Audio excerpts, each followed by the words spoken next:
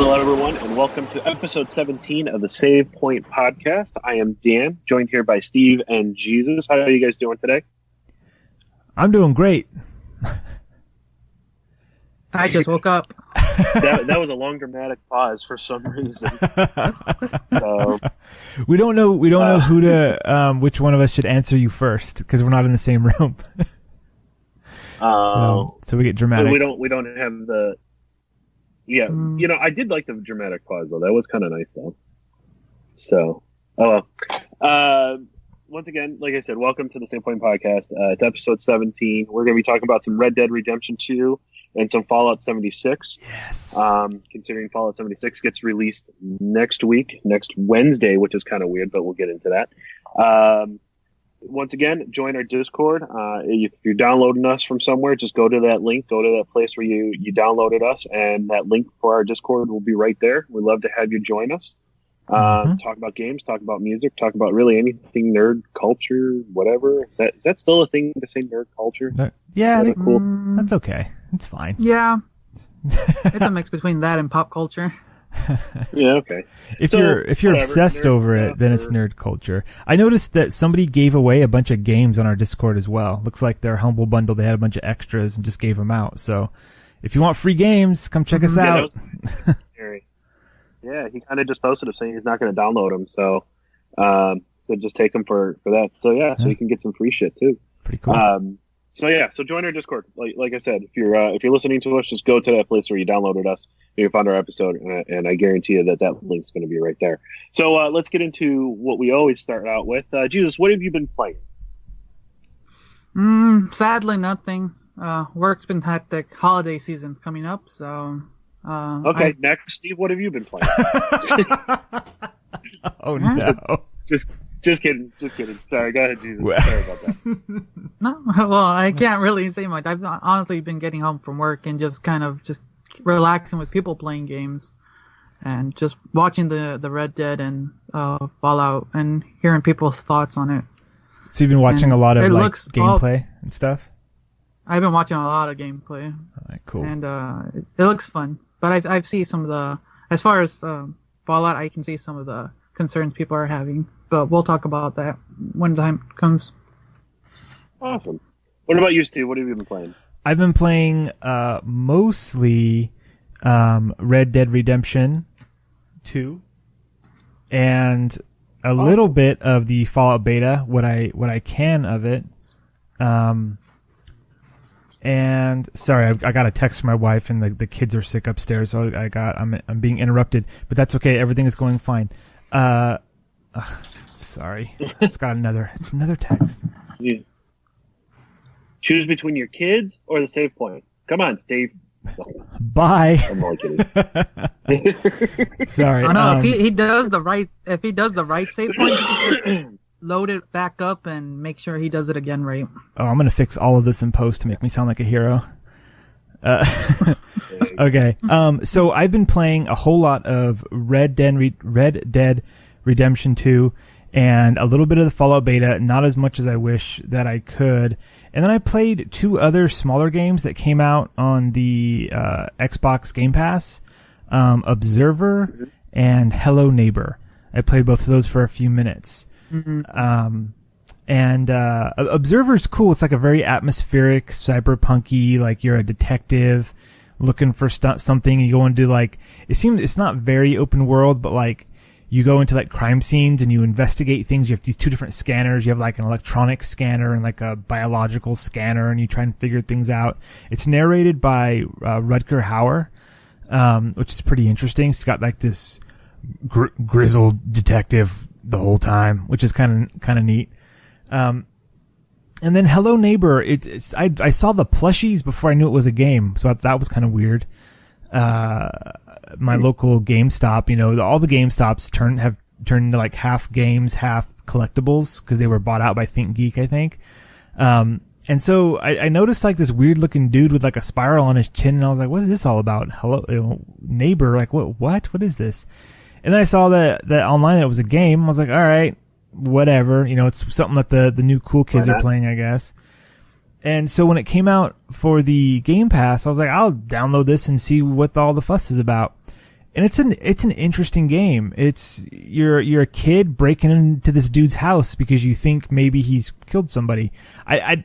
It's incredibly hard, or I just didn't get it because I was not able to. It's a weird game. So you've played it, Tyrant? Yeah. Jesus, Tyrant. Dominus. No. Okay. So Hello Neighbor, I didn't play it. It's one of the games that became one of these cult followings, just like Five Nights at Freddy's. The hidden lore behind it, the way the game was developed, there's multiple people playing it and putting playthroughs and trying to theory solve this thing for like from the initial beginning. Really? It's overall the game is difficult because the platforming is really shitty in that game. Yeah. It's been noted by everyone. And everyone's agreed. The platforming is really shitty in this game, but the lore is what people really like. It, like I said, it's one of these games that when it came out, it became just one of these things that everyone was picking up on, just like Five Nights at Freddy's. So it's kind of this kind of time frame for that. Okay, that makes more sense. So I have two things that kind of went through my head with this. Yeah. Is one, when you said the Observer is what you said you were playing? Yeah, the first it's one. Called Observer? Uh-huh. Okay. So about that one, the first thing when you said it was a detective game, and the guy who was talking about it kind of like went through like, remember like those black and white movies where the private eye is like sitting in his office and it's like, she came in with a wrestled look on her face, needing somebody's help. I knew this because she walked in with a wrestled look on her face and she said, I need someone's help. You know? Like that whole like narration sort of thing. Yeah. I Like love that. my head. I need that noir like soundtrack in the background. Yeah. And then I went and I looked at, or I said, or one through my head was, I'm like, Observer, isn't that the one with the guy with the mask and he beats up the thing that has the cards? And I'm like, no, that's Absolver. So so I'm like, you're like describing this, and I'm like, I don't remember a detective in that game. So, that's funny. The places your mind goes when you're sick and addled with cough syrup. If you guys can't tell who's listening, I'm battling a really, really bad cold. So, but you see, we are committed to the podcast, so that's why we're here. We're here. We're committed. We're gaming for you, everyone. Not for us, but for you. So, yeah. So what I've been playing? Yes. Or unless I'm cutting you off. No. Go for it. What have you been playing? All right. So once again, like you, Steve, I've been playing Red Dead Redemption 2. I picked that up. I actually had a couple of my buddies over for the weekend and we played it. We did not draw penises in the snow like somebody posted in our Discord. But I did accidentally punch the horse and the horse did kick me with its hind legs. That was kind of funny. The horse punching physics in that game is amazing. Yes, it is. So I did that, and then I ended up playing. I ended up picking up Skyrim for the Switch. Because I traded in some stuff, and I ended up picking up that. Which I'll get back to that one, and then I picked up Diablo 3. I am a huge Diablo 3 player. I love it. I played it on Xbox. I played it on PC. I love the fact now that I can take it portable. I haven't been able to basically put that down. In fact, that has taken more time than Red Dead Redemption for me in the past week because of me being sick. So I've been able to play that while sitting in bed. Okay. So, oof. Okay. Comfort gaming. Yeah. Yes, and then going back to the Skyrim, you guys might be surprised with this one, but I've actually never fully explored Skyrim the way that I wanted. Like I've played through the story, but I've never actually done any of the extra stuff. So I've been the reverse. You've been the reverse. You did all the extra stuff, but never really played through the story. I've never finished the story. Wow. Okay. So I've done every other side quest I can find when I'm bored. But I've never finished the story. One day I will. So like I'm like, you know what? I traded in some stuff, and I'm like, they have a used copy of it. I'm like, you know what? I'm gonna get it. Once again, to take Skyrim portable, and it's great. I love the handheld version of it. I think, I was reading a review about it, and one person said that this should have been one of the ways that Skyrim first came out, and I cannot agree even more. Like, just to be able to pull that out of my pocket or out of my bag and say, you know what, I'm going portable with Skyrim is just wonderful. So that's basically what I've been playing. But let's get into our. Actually, is there actually? Can we talk about two smaller topics before we get into the meat of the show? Maybe. So one thing I did play. Uh-huh. I did play one thing, and it's something I usually play when I get bored when I get home from work, and it's always like one game of Fortnite. Okay. Recently, they did their big cube event. It's something that's been happening in the game constantly and been updated like weekly. And the event was so big and so like mind bending for a battle royale. Like you had to be playing the game at this certain hour to experience this one time event you'll never play again. My question for you guys is, what do you think of games that do these one time events that you honestly have to be playing at a certain time and you will never be done again? Care less. I think it's awesome. So go ahead, Dan. You go ahead. We're all too polite. Okay, I'll go first. I think it's awesome. I think it's pretty cool when games do something like that. Cause it makes you want to play, makes you want to jump on and experience something that you know you're not going to be able to experience again. And in a game that is somewhat repetitive, in terms of, when you play a Fortnite or a battle royale, you're doing a loadout, you're going out, you're fighting things, you're getting to the end, hopefully you're the last person. And that's what you do every single time, even though strategies can change in between. But when something truly unique happens in there, then that's like a cool memory. That's like a cool, it's different. It's not the everyday. And so I like that kind of stuff. The giant cube, I think they've been calling it Kevin. I don't know if that's official or not. It's official. So I've been, I'm part of I follow the gaming subreddit, and so like screenshots will pop up, and so I've been noticing, oh yeah, wow, like there's this crazy event, there's this thing that's happening. That's kind of neat.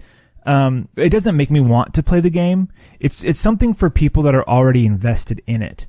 And I think that's cool that they do it. They don't just, throw a game down and say we're done and then just do like updates of like, oh, now the weapons shoot faster or different. But like, here's a thing in the world beyond the game that we sold you or that you downloaded for free. I think it's cool. It's cool when they do stuff like that. Dan? So I'm going to kind of take two parts of that. You touched upon something. So, I said I couldn't care less. I think, I don't want to say that I couldn't care less, but I don't think I'm ever invested that much into the game to say, oh, I have to, or I can remember that I was like, oh, I have to get on and I have to play it because it's at this point. Like, if it's something that changes the game, then I'm like, well, okay, I'll get on there at some point. But if it's like a cosmetic thing, it's like, oh, okay, if I can get on, I'll get on. Like, it doesn't like rule like, oh, I have to get on now and do that. But on the other end, I kind of do like some like the seasonal things. Like I'll take like Grand Theft Auto Online. Like it's really cool to like go on like during Christmas and see that the whole place is covered in snow and you can have snowball fights and all of that. Seasonal stuff, so yeah. I think that's kind of cool. Do I think it's a necessity in a game? No. Do I think it's an awesome luxury that if I'm able to get on and play it? Absolutely. But I can't remember in the past, I would say 5 years where they've said, oh, we're going to do a one-time event and I missed it and I was really upset that I missed it. Okay. Yeah, that sounds about right. Yeah. I'm just wondering, because now moving forward with so many games going online, when any game franchise will announce they're doing something at a certain time, is what your thoughts would be. Like, say if Red Dead or Fallout have a set event happening, would that change your perspective? Since I'm already a fan, like I would just be like, cool, I'm gonna set in a reminder, and if I can make it for the event, then I totally will. But it's not like I'm gonna change my life for it or anything. and I don't think it's going to, having special events like that, unless that's a core of what the game is, I don't think it's gonna attract new people. It's just to keep your audience engaged. And I think that's really awesome. A while back, Elite Dangerous did a thing where they had like this ongoing storyline kind of going in the background with like news reports, and like you go to certain locations, and if you analyze something, you'll get like a thing that you can read, and it furthers the story a little bit. And several months back, they had, somebody was in a ship and they were flying from point A to point B, and they had some answers to some questions that were going on in the world, right? And the big question at that point was like, are there aliens? Or are the aliens back or something? And they did this event one day, and it was different on PC, PS4, and Xbox, because each one is a persistent world. They're just separate from each other. And they had somebody, a physical person, take on that NPC role to try and fly from point A to point B. And then the players had to, like, broke themselves up into two factions, trying to stop them and trying to protect them.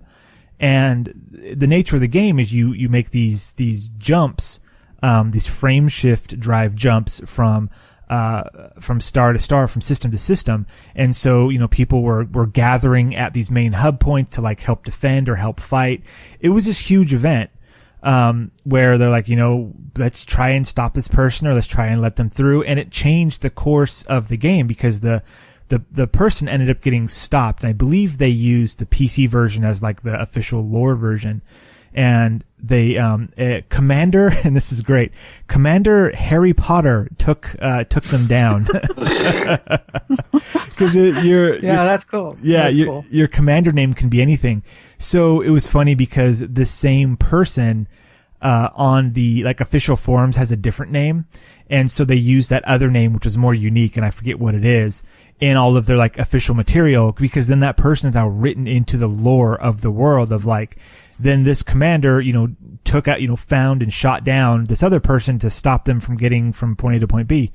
And when events like that happen that bring the community together, and it's something that even though like I play the game, I wasn't there for the event, but I remember it and I could read about it, and it's one of those things that's now, built into the lore of the world.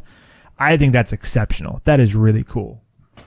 Okay. But not something that can happen in every game. It's specific to, MMOs and stuff, which I'm really hoping that Fallout does something like that, maybe.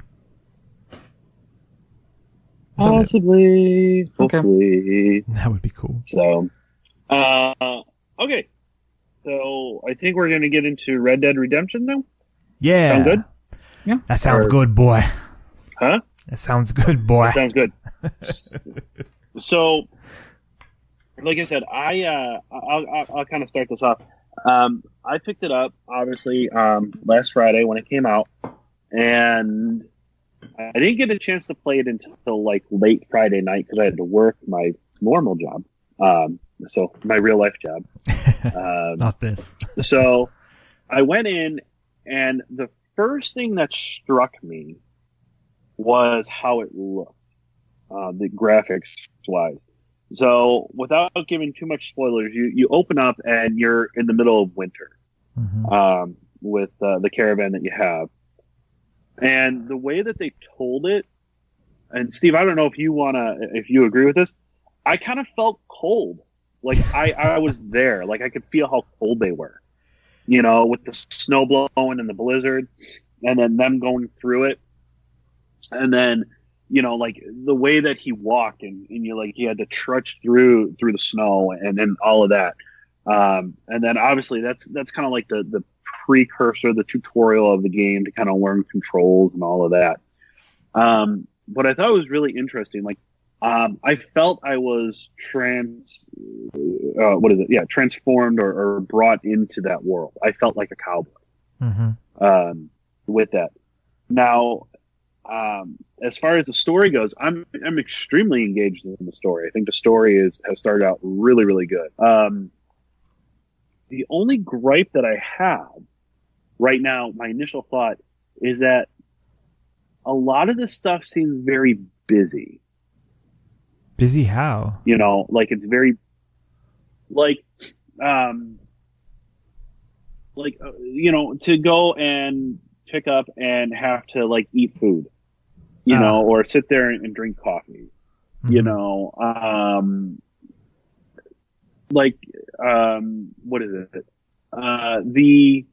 I don't like that, like at certain points, like if I want to move fast, I can't. Like the guy like goes into a cinematic of walking, you know, Arthur goes into walking, or there's that you get on a horse and the horse will only gallop so fast because they have to get this dialogue out and they're trying to show this long space that you have to travel. Like to me, it just feels kind of like busy work, you know? But then again, on the other end of that, and like I said, it's a small gripe because on the other end of that is how am I going to listen to the story? Yeah. You know, they have to get the story out. Yeah. So, I think the mechanics are great with it. I think there's a couple of things that are a little confusing. I think that there's a little bit of a learning curve to it. As far as, like going through menus, and I can't really speak specifics without, really kind of going through them.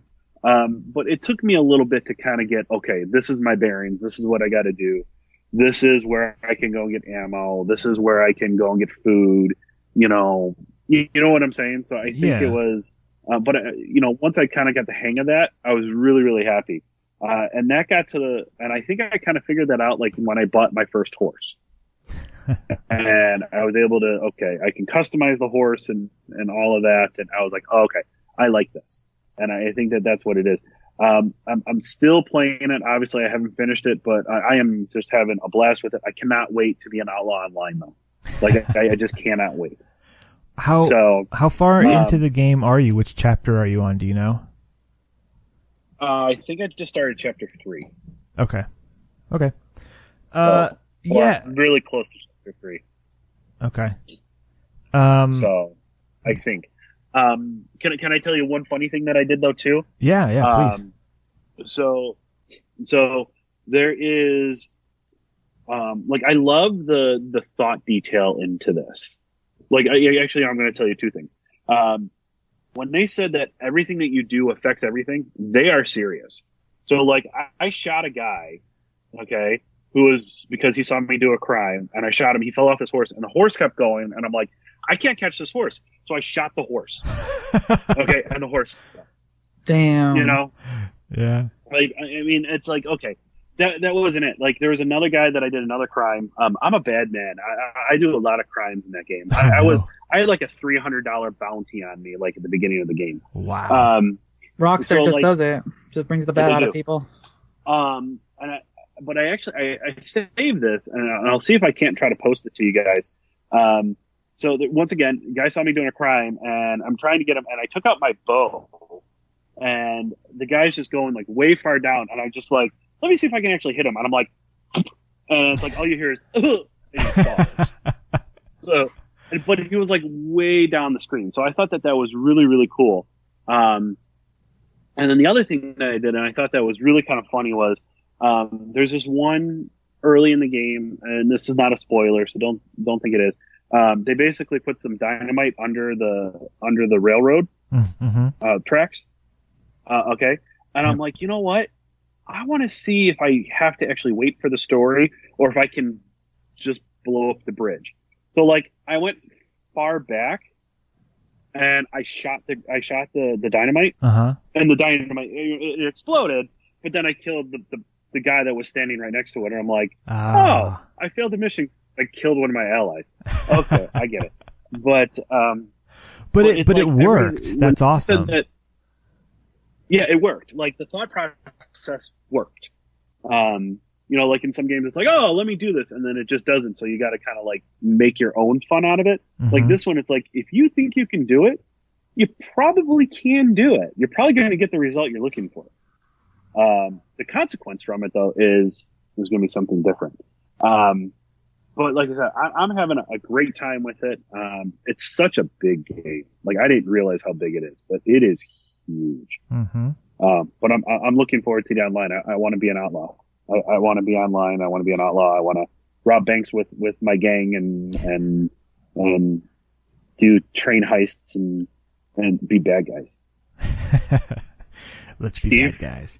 What's your thoughts? Well, you hit a couple things like perfect. The game is incredibly atmospheric, and they hit you with that right at the beginning when you're in the snowstorm and all that stuff. I didn't physically feel cold, but my character certainly looked it. So I mean, there's that, the forest areas, the swamp areas, the plain areas. I haven't been to really the desert areas yet. But each one is unique, but teeming with life. Like you said, there's so much to do, and there's so much around, and there's so many people, and the game has a logic to it. Like when you were saying like, oh, can I blow up this dynamite? Yes, you can. Will that fail your mission? Well, yeah, but like it worked. And a lot of the game is like that. I've seen things, videos online, stuff that I haven't seen. I didn't know that the game was capable of, but I had no idea that trees could fall over. And like, that's a thing that happens. Just the way that the animals interact with each other when you've got your binoculars so you can scope out animals and, you know, people and stuff. And you can watch animals like fight each other, or like today I was hunting something and I was looking for it, and I had my binoculars out and I saw some movement in the distance. And so I zoomed in, and it was a couple of wolves, and they were playing with each other. They were just like rolling around in the grass and hopping around each other. And it was just like, this is awesome. This is amazing. Like, why? I wouldn't have even thought to put this in my game. You know, like the level of detail that they've put into this game is astounding. And the level of detail, the different missions that you go on, the story missions, the side missions, all of the different things you can do. Specifically going drinking with Lenny. People have probably seen a lot about that online because it happens early in the game, and it's tons of fun. Uh-huh. Yeah, that was amazing. That is hilarious. Did you walk into the wrong room? I wandered around. I don't think I walked into any rooms. I kind of want to replay that mission because I think I missed some stuff. Do you want me to tell you or no? No, man, I'm gonna, this is a game that I will replay. And this is a game that does scratches a very specific itch. And that is the simulation itch. This feels like a cowboy simulation. This is not an action game. This is not an RPG. This is you simulating life, you know, in 1888, I don't even know, 1889, whatever year it is. Yeah, something like that. And you're on the run, and you're surviving, and, you know, do what you want and survive, you know? And like you said, there's a lot going on. There's a lot of minutia that you can get bogged down in, but it's all there with purpose. Like eating, you can get buffed or debuffed depending on how fat or skinny your Arthur is. And that's something I didn't know for a long time. Like I was like, oh, there's stew. I'll eat some stew. Like, what was the point of that? I'm walking around camp with a bowl, and he threw it on the ground. Like, okay, why did that happen? Well, so I stopped doing it, and now my Arthur is too skinny. And so he can, I think he can run, or his stamina, I can run longer. So my stamina is boosted, but I have less hit points. Like my health is lower because I'm too skinny. And I think it's the opposite if you're too fat. You're slower, but you have more HP because you've got more space to get hit. So like these things are in the game seemingly like for fun, but there is math behind it. There's a purpose for it. Like drinking coffee in the morning boosts your stamina for the day. Now, I don't know for the day, but for, you know, it gives you a boost. So like, do you want to, like anytime I sleep in the game, first thing I do is go get a cup of coffee, you know, cause like, not only do I do that in real life, but in the game, there's a purpose. It keeps your stamina up. So one of the more interesting things that I've, you know, started doing recently, like it takes a while in game until you kind of feel ready to do it. At least for me it was. But hunting is this mini game that's also tied to clothing and equipment.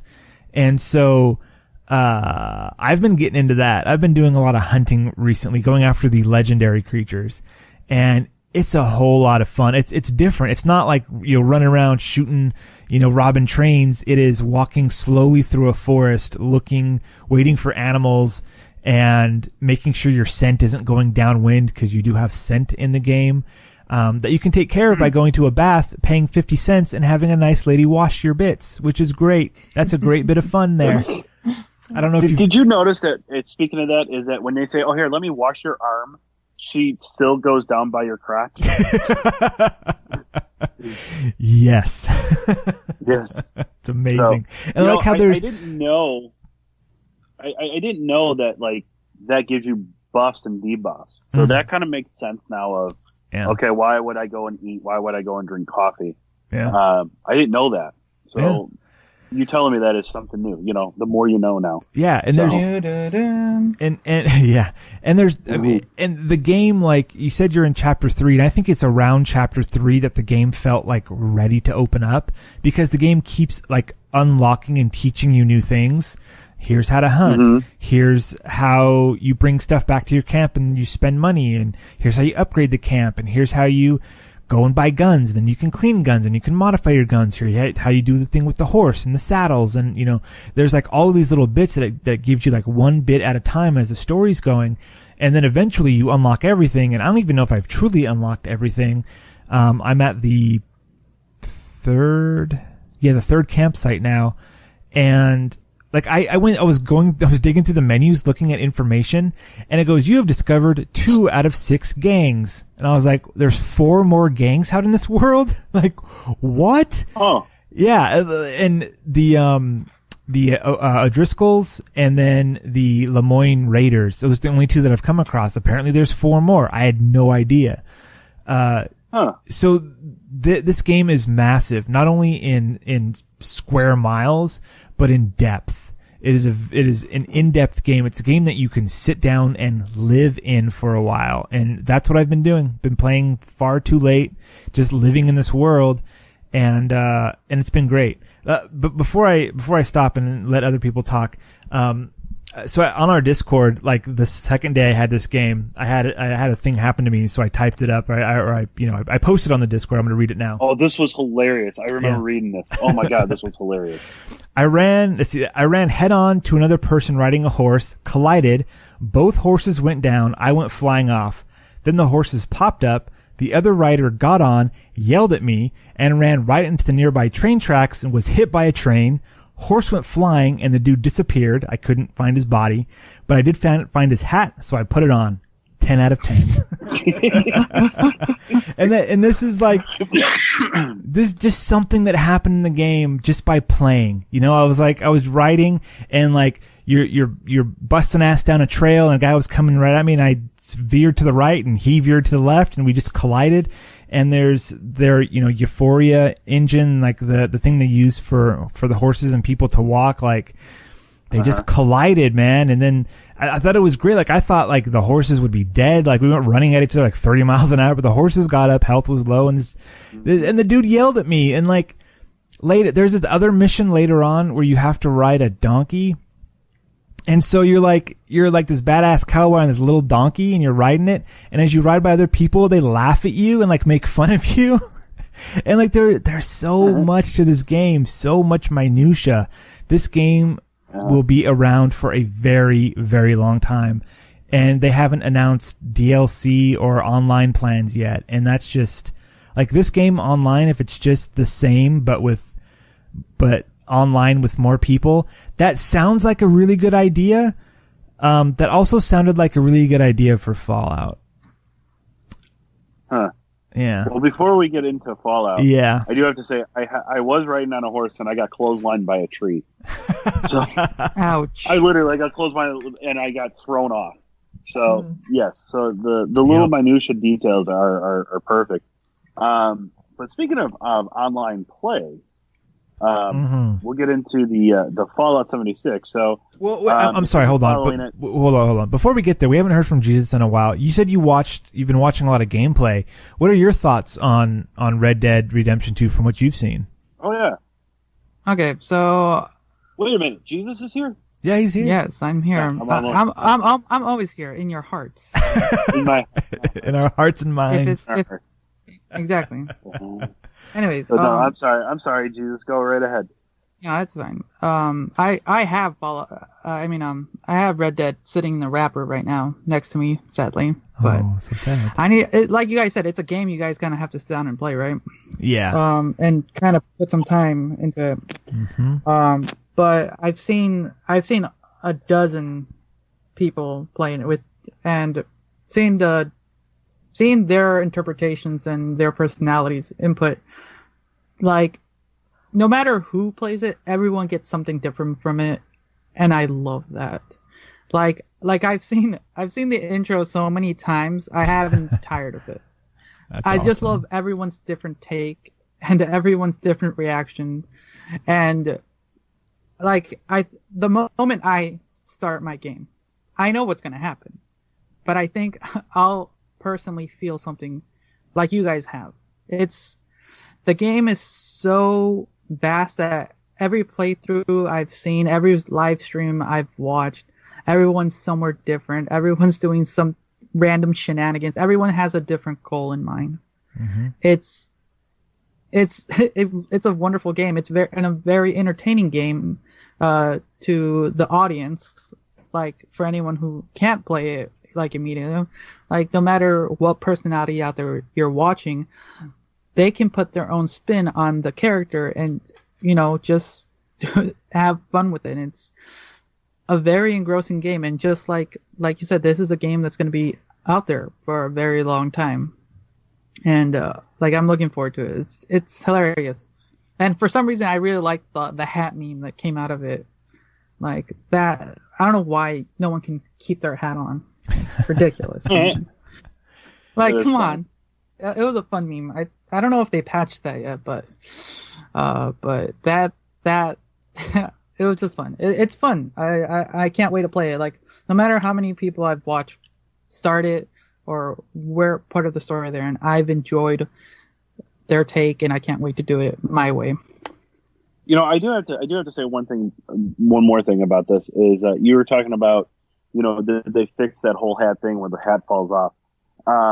There is another glitch that people have been exploiting, and that's the gold glitch. And I'm not exactly sure what it is, and I don't want to talk about it on here because I don't want people to do it and say, "Well, we found out about it on the save point," type of thing. So if you want to go look up what the glitch is, go right ahead and find it.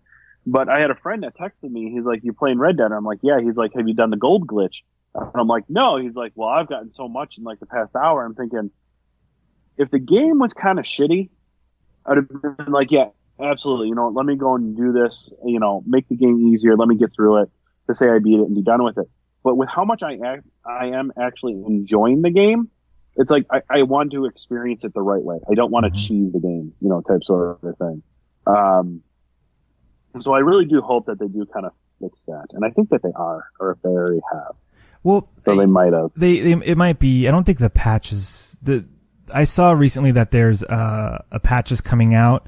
I'm sure it'll patch that. Mm-hmm. But that even the point of the game isn't to make the most money. Like, the game doesn't get easier. Like, the only thing you spend your money on really is clothes or, I guess, ammo. But like I've been playing the game. I'm somewhere in chapter 4. I think I'm like towards the beginning of chapter 4, and I've got like over $2,000, and I don't have anything left to spend it on.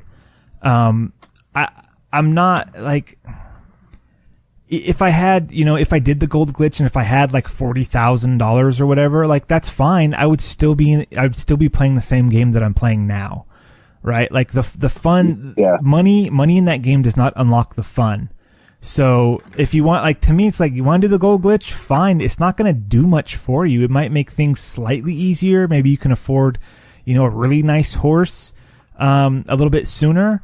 But like, even then, you're talking about a couple of ticks of speed on a horse. Like, it's not a big deal. It's not a game changer, really. And as you play through the game,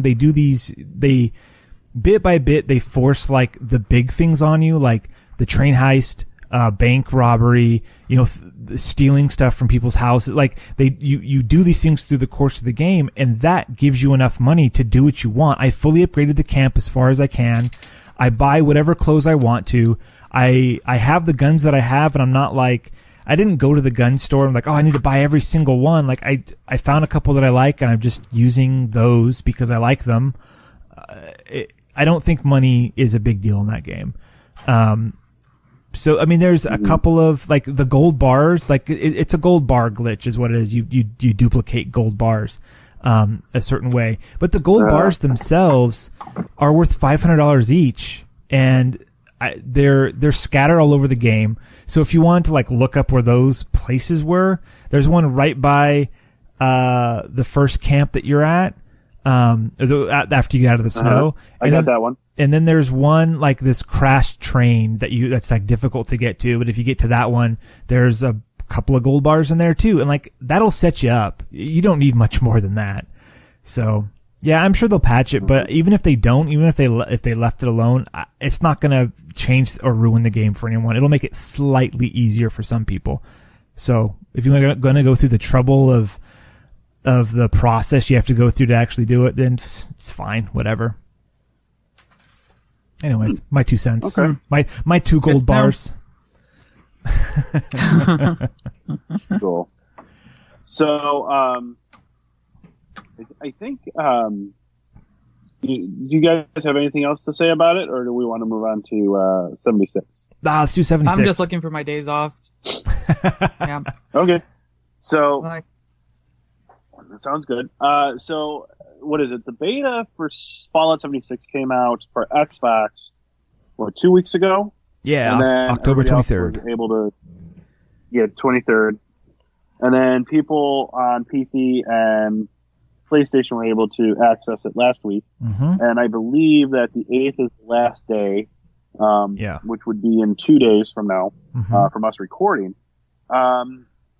So I started the game, and I think I played maybe about 2 hours. Okay. And I did very little of the missions. Okay. I wanted to explore. I wanted to see what this land was going to be about. I think Bethesda is on the right track for it. For what they're trying to do. I think Bethesda also didn't put everything into the game, even though they're saying it's almost close to the full game. If not, they said it's a full game or something like that for the beta, or however far you can travel, or whatever it was. Mm-hmm. I think they have a whole bunch of things planned. I really enjoyed it. Like, I don't understand. There's a lot of like, hey, it's a waste of space and there's no interaction and all that. I'm enjoying the hell out of it. I'm enjoying the hell out of just walking around. I think the biggest thing that I like is, so I'm going to go back to Fallout 3. Fallout 3 had this like the coloring of the game had this like overtone of like tan, like gray sky type sort of thing, like darker. The whole thing had this like gloomier this type green sort of tint to it. Yeah. Yeah. Okay. And then we got into like Fallout New Vegas, and it had like this orange tint to it, because you're in the desert. And then you get into Fallout 4, and you have, it's a little bit brighter, but it still kind of has that. In this one, the game just seems bright. I'm still in a wasteland, but the colors to me are more vibrant. The graphics are crisper, like there's sharper edges to me on it. So it looks extremely polished. Now, one of the things that I loved and I fell in love with Fallout is just being able to walk around and explore things and do stuff like that and just find certain things. This to me is doing that now with a friend. Yeah. Let's go explore a wasteland. And then on top of that, we're going to have a whole bunch of missions that pop up out of nowhere, and we're going to have some folklore that goes on. Oh yeah. And then by the way, if you can coordinate enough you're going to be able to drop a nuke on somewhere in your server. And then if you want to you can build up your camp. And if you want to do this, you can do this. And if you want to do that, you can do that. But the game is literally, we're going to take you and your friends and go and explore a wasteland. That is absolutely huge.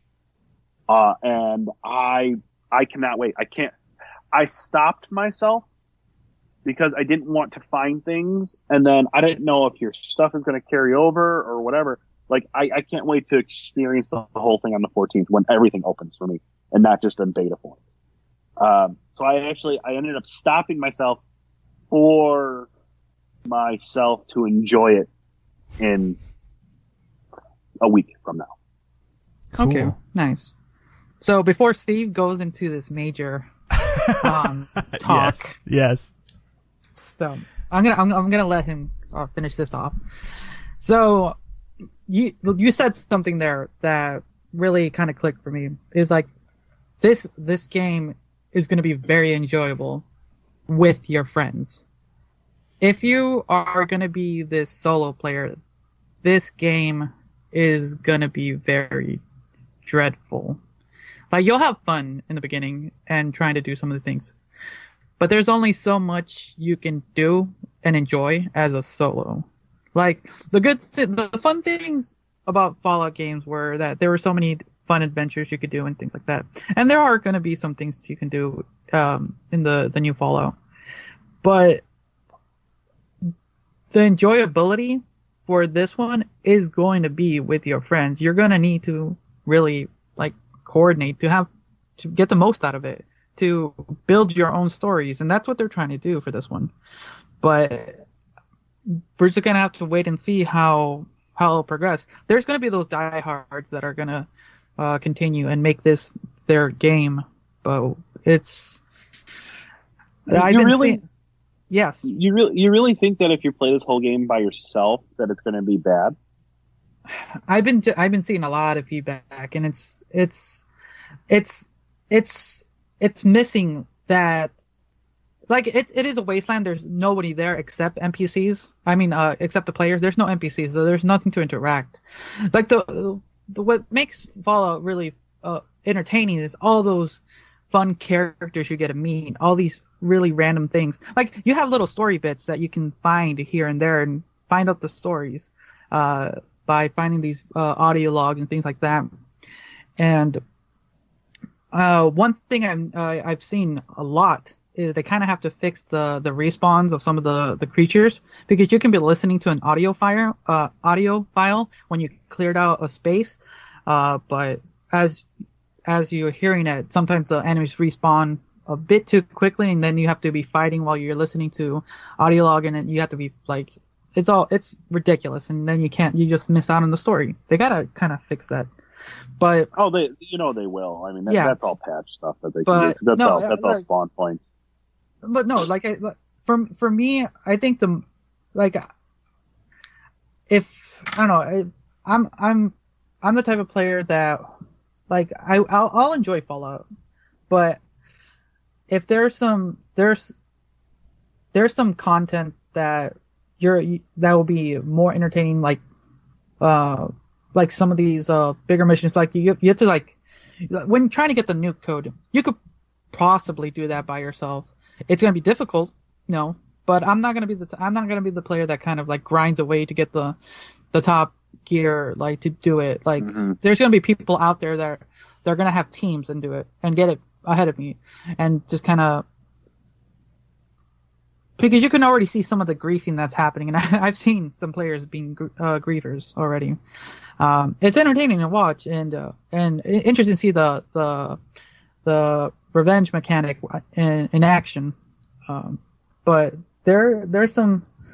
I feel that it's gonna, and I'm not the only one, but there's a lot that they need to kind of improve as far as some NPC in the game to kind of at least feel more alive besides the player base. Okay, so I want to set the stage right now, and Steve, we're gonna get to you. Don't worry. I want to set the stage. I'm ready. So, for people who have done podcasts or whatever, is some people will just record and you'll just stare at a blank screen while other people are on the other line. What we do is that we record, and sometimes we put on our cameras. Usually Steve and I put on our cameras. Now, as I was talking and Jesus was talking, our resident Fallout player, Steve, I am watching him on camera, and he basically sat back in his chair, and it looked like you were taking so many mental notes about what was being said. I wish I could have captured this. So it's multiple screenshots. So maybe like there will be a screenshot. Let's see if I can't try to grab one of Steven. Maybe that will be our title picture for this episode. I don't know. It's just he just sat back and it was just like, oh, he's got a thought going through his head. Yeah. No, yeah, yeah. I really wanted to hear it from his mouth. What his thoughts, because he is our resident Fallout guy, and I really I honestly respect his opinion as far as this franchise is concerned. Oh, and thank you. I know he wants the best for this game, and so I've heard a lot of words out there, good and bad, but I want to hear it from him. So go ahead, Steve. It is your stage. Oh, thank you so much. I want to start off by saying thank you to all my fans. First off, if you look up this game online, there is so much vitriol and just the community around it is so toxic about how terrible the game is. And that's really unfortunate. Unfortunate for a couple of reasons. One, it's a beta. This isn't the complete game. Two, it's an online game. Online games notoriously change with their audience. And three, this game doesn't quite know what it wants to be yet. And it's close. And so here are the two things that they're trying to deal with. People who are returning fans who have always had a solo experience with Fallout. So that's one group. And then another group are people who like multiplayer online games where you can shoot at each other or go on quests together, take down bosses, go through dungeons, and have like teamwork and talk to each other and all that. Those are two very different player bases. And this game is walking a very thin tightrope between the two of those. Jesus, when you said that you think that the single player, the solo players, it's a horrific game, I don't think so. The game has two different speeds. It has exploration and it has fighting, right?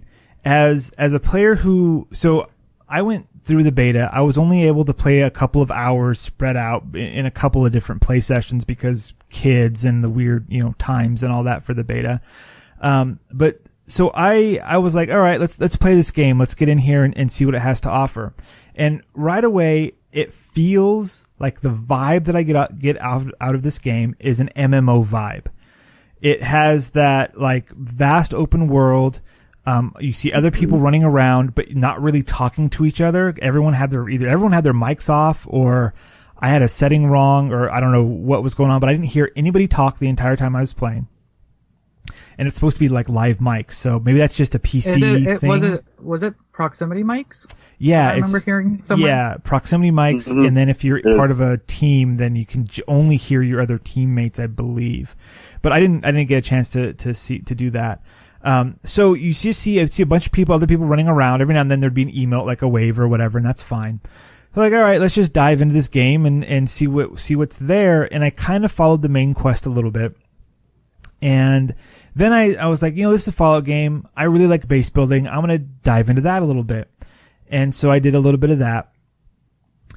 This game, for a single player person or for a solo player, what it gives you is exploration, story via environment, and base building, right? If I'm going to play solo, I'm going to explore. I'm going to listen to holotapes. I'm going to read computers. I'm going to, follow the trails of stories around until maybe, I get a cool thing for it. And that is definitely a way to play this game. And I think it's completely valid. The other way to play, grouping up with people, fighting other people, all that. That's kind of mid and late game stuff. Wasn't able to get there. I only got up to like level 6, I believe, so far. There's still tomorrow to play, and hopefully I'll be able to play a little bit. But I can see that also being really good and fun to say, okay, I'm going to get a group of 3 other people together and we're going to go out and we're going to do stuff. But those two things don't overlap very well. If you're a solo player who likes to listen to story, and if you're grouped up with other people, any computer you come across, any letter that you pick up, any holotape that you find, that's immediately put in your backpack for later. You cannot experience that content at that moment because you're moving with other people. And if you're a player that's moving and wants to fight things and fight other players or, go after the end game content, you could care less about what a computer has on it, what that letter over there is doing, or what this person on this holotape is saying, because it doesn't matter. That's story that's not affecting the immediate gameplay. So the game has these 2 speeds. Which speed do you want to play at? And I think that's going to be the question, and that's going to be that's in the mind of Bethesda and how they're going to balance this game and how they're going to keep both of these 2 different type of player bases happy. I think right now they really super focused on the world. The world is gorgeous. It's amazing. There is stuff to do everywhere. One of the coolest things that I came across was I was in a cafeteria type area. I went back to the kitchen. I'm picking up every little thing possible because I'm a pack rat and it might turn into building material later. And I came across a closed refrigerator. So I hit the button to open it up. It swung open and there's a body stuffed inside, right? And I'm like, oh, that's funny. And then there's a button to say like play, torture holotape or whatever. Like, all right. So I hit that button. And then an audio log came up of the guy in the refrigerator, like yelling and screaming to be let out until eventually he says, okay, fine. Here's where the treasure is. And then he explains how to find some treasure. It's little things like that are going to make this game. And this game is going to live and die by its community, by saying, hey, what cool things are in this area that I can find? Going online and saying, what is here? Or here's a cool bit of gear. Here's a cool piece of equipment. How do I find that? Well, the quest starts, in this canteen with a dude stuffed in a refrigerator. And hopefully this little mini quest goes on step after step after step. That would be amazing for a solo player. And maybe that opens up a piece of gear that you only want for end game content. We don't know. But it's those 2 things, the way those things tie together is how this game is going to live or die. And the game isn't perfect. What I played was a buggy version of a game, which it is a beta. That's what I expected. That's fine. There was, I had a lot of lag. I didn't get the T-pose thing that a lot of people were saying where like the enemies would just show up in the, like, the T-pose, the animation T-pose. There are quests that you collect and go on, and then there are area quests. And I thought that was really cool. I had set up a base near this area where this quest kept repeating. And so a little like alert would happen, like a little radio signal from your Pip-Boy. And it was this local place where the robots had gone crazy. And so you have to go and you fight the robots. You fight the 3-leader robots. Then you go into the building. You go to the computer and you reset the robots, right? And there's a bunch of robots inside too. And then the quest ends. You get a reward. Thank you. Good job. See you later. And then X amount of time later, it kind of begins again. And if the game has a lot of things like that spread out, that's cool too. To like that mission or that thing would have been intensely more difficult if it wasn't near the beginning, near Vault 76, where other players were also doing that mission. I could see like in a dangerous area, a mission like that being like, I need to go get 3 of my buddies together so we can talk and so we can complete this little mission. And it's a repeatable mission. And so if we fail, it's going to start up again another half an hour or whatever.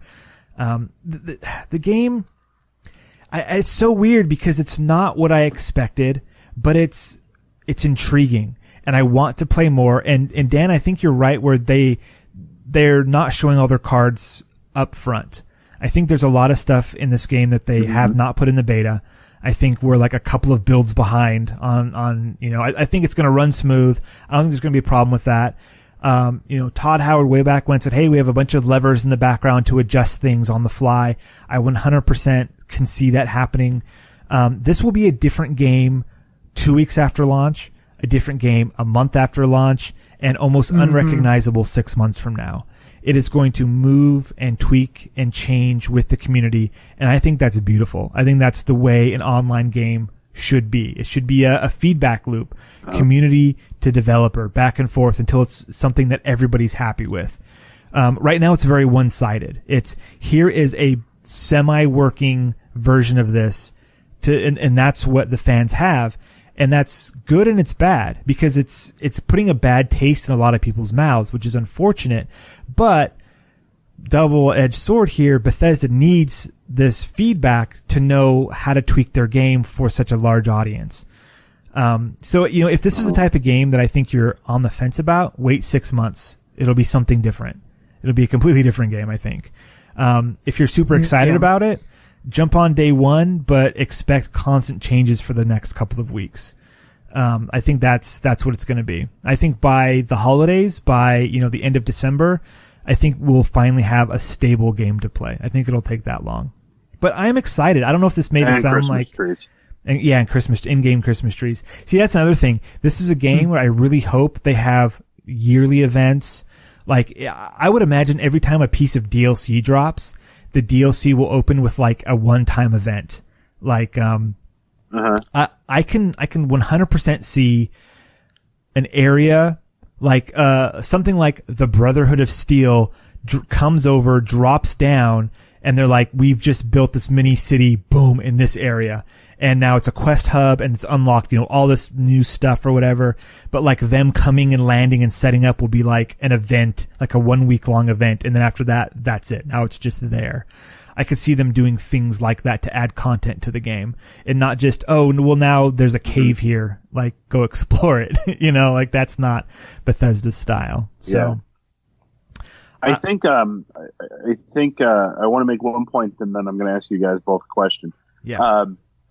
I think one way that they're going to be able to kind of control, like you're talking about, there's two types of plays, that you can be. You can either be this, the solo or whatever.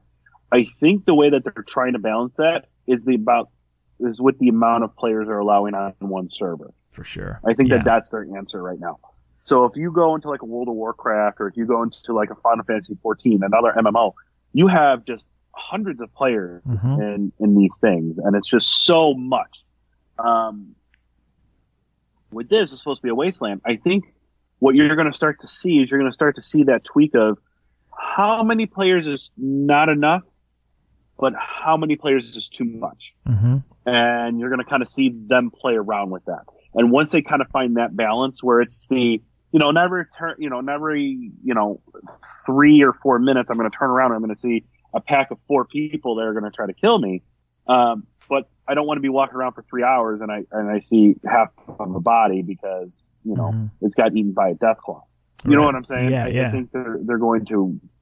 So now the question that I have with you guys is, on a scale of, I'll do it this way, on a scale of 1 through 5, 1 being very worried about the game, 5 being, I think the game's going to be a success on some level.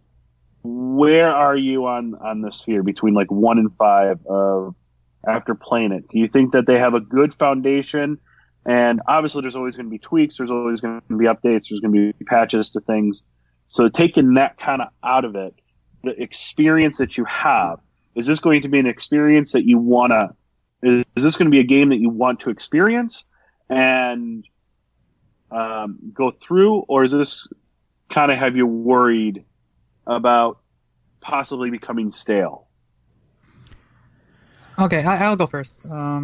So personally, I'm going to give it a 3, just in the middle, because I personally know that I won't have the amount of time to invest in this game as much as I want to enjoy it. Like, I'm hoping for the best for this game, and when I do jump on, to go on some of these fun adventures. But like Steve said earlier, it depends on what kind of player you are, and it's gonna be tough and go, at least for me. So it's gonna be a rough start. And the beta didn't do it justice, but it's gonna be enjoyable for the most part. But for me, I'm a little less enthused than I was when it first came out, when it first got announced. That is my take. Steve? That's totally fair. I'm excited for this game still. I think that at launch, it's not going to be the game that I was expecting to play. But like I was saying before, 6 months in, I think it will be. So yeah, it's, on your scale, I'd say a 5. I'm super stoked. I'm super excited, but it's going to be a slow burn. It's going to take time, and it's going to take a community of players willing to wait. So that'll have kind of a double effect of not having as many people playing. But the people who are playing are going to be very devout people. And so 6 months down the line, you're going to have the players have dispersed over the map. You're going to have, better, matchmaking. You're going to have, people that understand the game, people that are willing to help other people understand the game.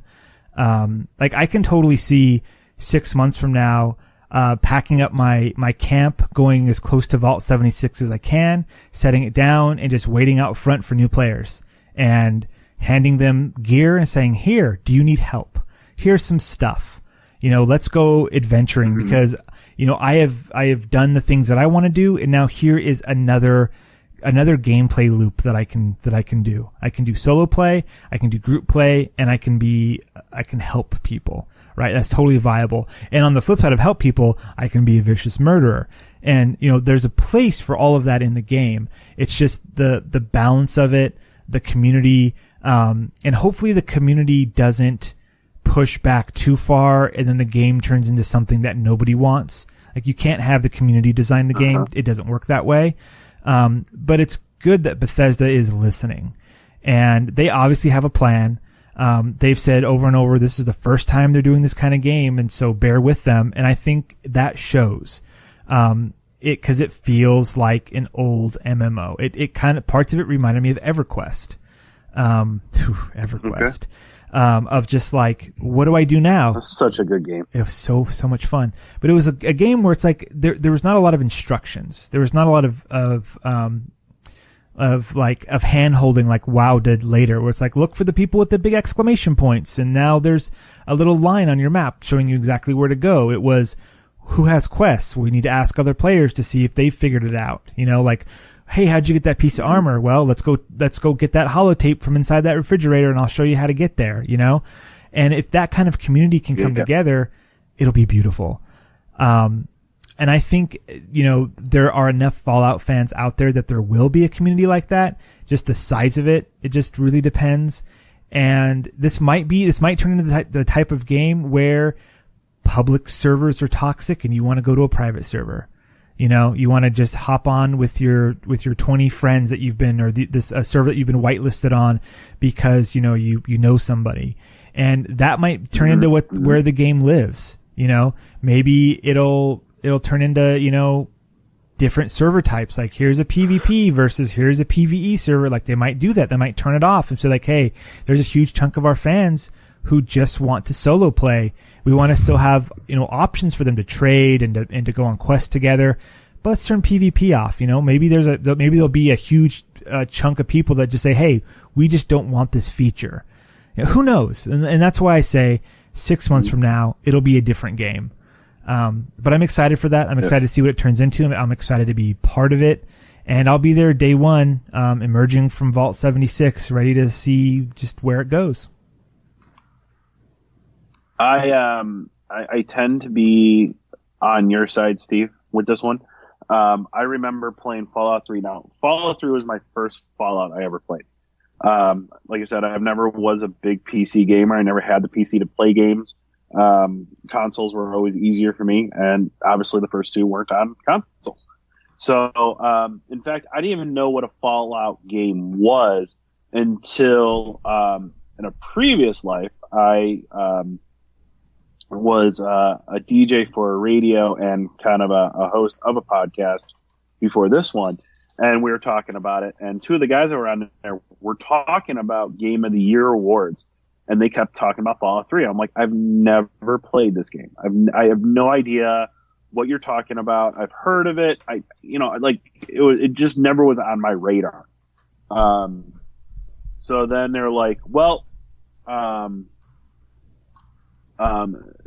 so they're like, well, you should go and pick it up. So I ended up picking it up, and I played the hell out of it. Like, I loved every second of it. I just could not get enough of it. I did that, and then my one other buddy, my best friend, picked it up, and he was just like, this game is awesome. And the one thing that we took away from it would be, why can't we play this game together? Mm-hmm. Like, it would be so much fun to walk around Washington, D.C. and play this game together. Yeah. And then when Fallout 4 was announced, I remember staring at my computer screen, and my girlfriend, my wife now, but my girlfriend at the time, she was sitting next to me, and she played Fallout 3 and she loved it. And her and I are literally squeezing each other's hands like, announce multiplayer. Announce that we can play together. Please. Yes. Announce that we can play together. And then they didn't. And I'm like, son of a bitch. I'm like, what? And then I turned, and then we started playing Fallout 4. And one of my initial thoughts of Fallout 4 was, because she got it too, we ended up, this is the only game that her and I will buy on the same day. She has her console, I have mine, and we're buying 2 copies on the same day. We're buying 76, 2 copies on the same day. Awesome. Okay. So her and I can both play. We usually pick up a game and she'll be like, oh, okay, I'll play this, but I'll play it after you're done playing it. Whatever. So it is so we do that. And the first thing that came to my head when we started doing the base building and everything in Fallout 4 was, my God, I wish we could play this together. Mm-hmm. I wish we could do this together. I wish I could go with you and I could invade another person's camp. Yeah. And destroy their camp. So I'm extremely excited about 76. Even if the whole online thing is a debacle, I'm going to still love to go back into a wasteland and to explore and to take on mutants and to take on Deathclaws and all of that. But now the fact that I can actually do it with a friend, to me, the beta is a beta. It's buggy. It's all of that, but that's why they call it a beta. Yep. I have full confidence because Bethesda has polished their games, has put out incredible games, from the Elder Scrolls to other Fallout games to just, they know what they're doing. This is not a one-trick pony of Bethesda. They know how to make a game look gorgeous and how to run gorgeous. So if there are overarching issues, they are going to listen to their fans. They are going to listen to the community, and they will fix the issues. I know that they will. So to me, that's not even a second thought in my head. Yeah, we might have to wait 6 months. We might have to wait 9 months for them to make sure that they get it right. But you know what? I feel I'm going to love every second of them doing that. So that's my final thought with it. So I think that's going to do it for us. Next week we'll be talking about basically. Oh wait, we might be talking about Fallout 4. We might. I don't know when we record. It might be. Maybe it'll be the podcast 13? After that. No, we might actually be recording right before it. So I don't know. Maybe we'll do something, but we'll figure it out. We'll figure out what we're doing. We're going to get our initial thoughts. Mm-hmm. We would love to play with you guys, 76, when the game does come out. We have Steve's going to be PC. I know I'm getting it on Xbox and PlayStation. Tyrant, you're saying that you possibly might still get it. I know you're a PlayStation person. So if you want to play with us, hit us up on the Discord. We'll definitely love to kind of check it out and see what your thoughts are and see if you want to go questing together. But once again, just thank you guys for listening, and we'll catch you next time. See ya. Good night.